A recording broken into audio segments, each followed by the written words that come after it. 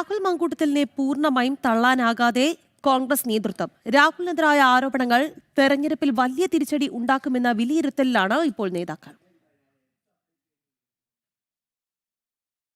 ലൈംഗികാരോപണം ഉയർന്നപ്പോൾ തന്നെ രാഹുൽ മാങ്കൂട്ടത്തിനെതിരെ ഏത് തെളിവിന്റെ അടിസ്ഥാനത്തിലാണ് നടപടിയെടുത്തതെന്നതിൽ കോൺഗ്രസ് നേതൃത്വത്തിനകത്ത് ഇപ്പോഴും അവ്യക്തത തുടരുകയാണ്.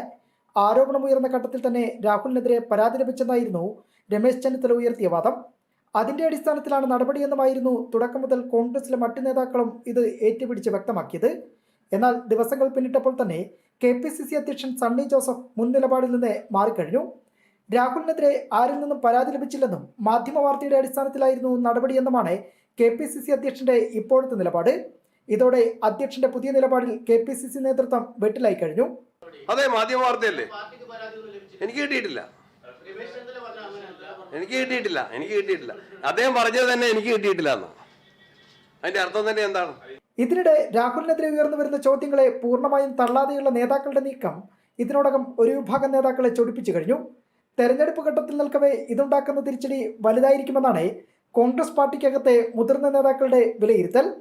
അതേസമയം രാഹുൽ വിഷയത്തെ ശബരിമല സ്വർണ്ണക്കവർച്ചാ കേസ് കൊണ്ട് മറികടക്കാൻ സാധിക്കുമെന്ന കോൺഗ്രസ് പ്രതീക്ഷയും അസ്ഥാനത്തായി മാറിക്കഴിഞ്ഞു.